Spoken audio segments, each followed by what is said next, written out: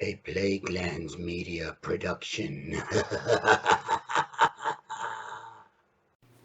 Hey everyone, this is Hugh from Plaguelands Media bringing you another RPG review. This time I'm talking about the core rulebook for Dark Energy. This was a Kickstarter that I actually received yesterday, although they did send out the PDF of this for all their backers a little while ago, so I've had a chance to kind of go through it. This is an absolutely fantastic system in my opinion. Setting, I should say. This is mainly setting. If you're familiar with Dungeons and Dragons rules, you're familiar with the Dark Energy rules. And as far as I can tell, this is based on a series of novels. You can see 3 novels here: The Shearing, Origins of Myth, and Birth of Legends, which is the Steel City trilogy, I believe. I have not read them. So basically, with this setting, I was reading that, that's why I said that. You're basically using Dungeons and Dragons kind of rules here. You have your the basics on role playing, all that kind of stuff, what dice you're using, and then you have the section on character creation, which is most of this book, and I will actually explain why this is one of the best parts about this book in my opinion. So it goes through your ability scores. Your ability scores are the same as Dungeons & Dragons: Strength, Constitution, Dexterity, Intelligence, Wisdom, Charisma, and depending on what numbers you have, you get bonuses or penalties. It goes through advantages, disadvantages, proficiency bonuses, passive checks. A lot of this is kind of an amalgamation of all the combined versions of Dungeons & Dragons up to and including 5th. So if you're familiar with those rules, then a lot of this will be second hat to you. Just shows you what each of the ability scores is used for. And then things like character size, age, height, weight, that kind of thing. As you can see here. Now we get to the races. There are some really interesting races here. But what is really interesting is the number of things that you as a player have control of. When you start your character creation, all of your scores are set at 8. You don't roll your dice to see what your ability scores are. Each character race is going to have an ability augment or an ability failing. And you can see here that it says Tech Level 2 variant. Basically what's happened in this world, this setting, is the Large Hadron Collider. There's been an accident and it's basically sheared through the veil that separates all of the kind of multiverses, the one that's inhabited by elves and dwarves and orcs and goblins and all other kinds of things. And so now all of these fantasy races can kind of move freely to Earth, and people from Earth can move freely to these other kind of settings. And there is now has also opened up the heavens and the hells as well. So all of these races are kind of like fantasy, mythological races, with a few kind of new ones thrown in. So you're going to start with, your race is going to have hit points, a size, speed, of course, alignment, tremor sense, kind of the racial abilities, proficiencies, languages, traits and appearance, and then it's going to have the ability augments and the ability failings. So with each ability augment, you add 2 to that ability, and with each failing, you subtract 2. So if you are a Cyclops, everything is at 8, your wisdom goes up to 10, your intelligence goes up to 10, and you get a free one of your choice. So you might put your strength up to 10, your charisma goes down to 6, your dexterity goes down to 6. And each race has a number of traits here. You get those as you level up. So as you level up, you can choose a new trait from all of these. This means that no two Cyclops characters are probably going to be the same. So we have Cyclops, we have Dwarves with 2 ability augments and 1 ability failing. Dwarves actually have sub-races as well. You have Hill Dwarves and Mountain Dwarves. And if you're playing in a Tech Level 2 variant, Steam Dwarves. Tech Level 2 basically means Tech Level 1 is the world as it is now. Tech Level 2 is with plasma guns and all that cool kind of shit that's going on there. So we have Elves, where you can be a High Elf, Wood Elf, Wild Elf, or a Shadow Elf. The ability augment for Shadow Elf is choose the High Elf, Wood Elf, or Wild Elf augment, and then the Curse of Vampirism, which I'll talk about a little bit later. Fairies, Giants start with 50 hit points. You can be, with the fairies, you can be a pixie, a leprechaun, or a gnome. With the giants, you can be clan giant, fire giant, frost giant. Goblinoids can be goblin, hobgoblin, bugbear, Kijimuna, or a gremlin. You can be a regular human. The Kephali are kind of like animal-headed race. There are 2 types. There's the Cynocephaly, which are dog-headed, and the Phaloran, which are cat-headed. And they each get kind of different types in there.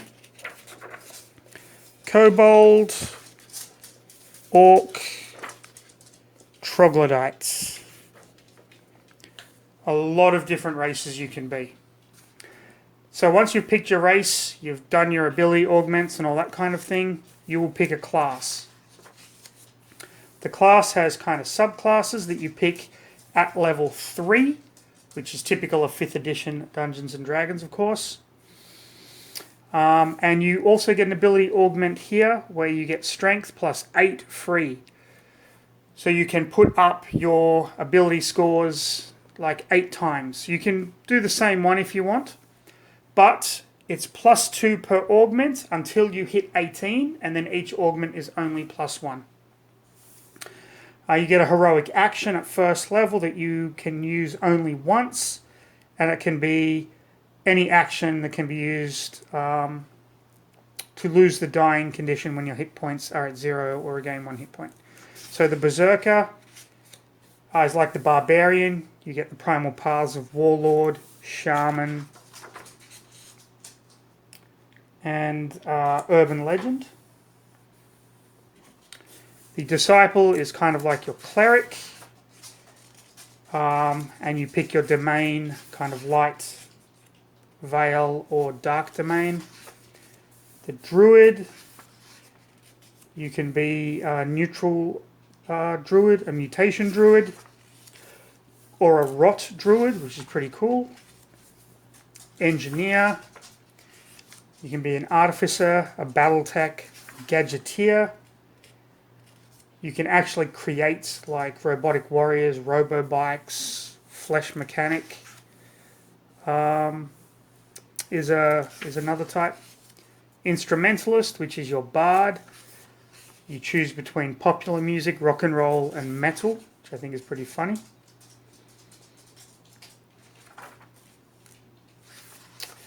Mad scientist. You can be an alchemist, mutagen chemist, plague doctor, or physician.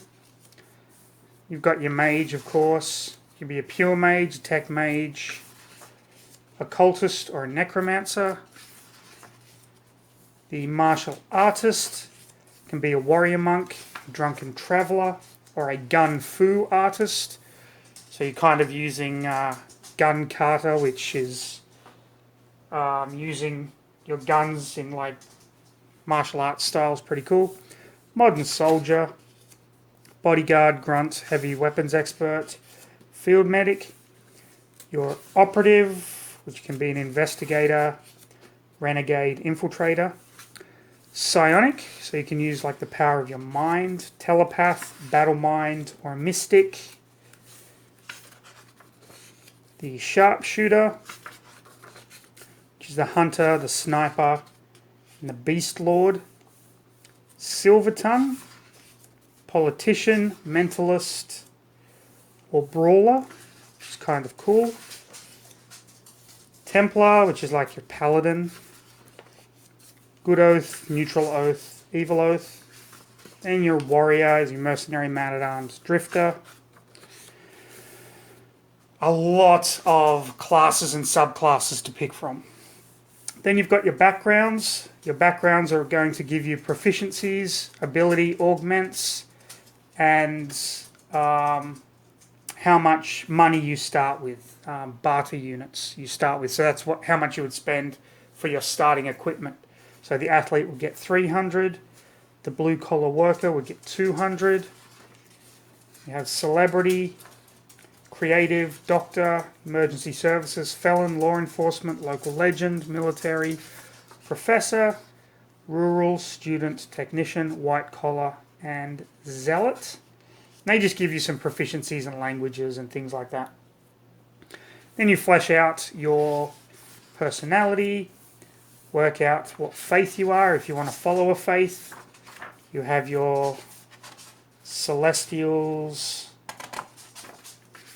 demons, primordials, angels, gods, devils, and demons, the hierarchy there. And you can see that each race is going to have different gods that they worship, and they give you kind of different abilities if you're a believer, a devotee, or a fanatic. So you can see the dwarves have all of this, Pantheon. The elves have different Pantheon, Divas, Cyclopses have a different one. So many different kind of gods from all of the worlds. Now you can also get cursed. You can become a werewolf. You get the were disease here, and that gives you ability augments and different abilities as you kind of level up. Vampirism, you can become a vampire as well, which is pretty cool. It follows the same experience table as 5th edition Dungeons and Dragons. So from first to second level, you need 300 experience, and so on and so forth. So that makes things a bit easier. And there's multi-classing, feats, equipment. All of this is stock standard stuff, weapons, how much damage they do, adventuring gear.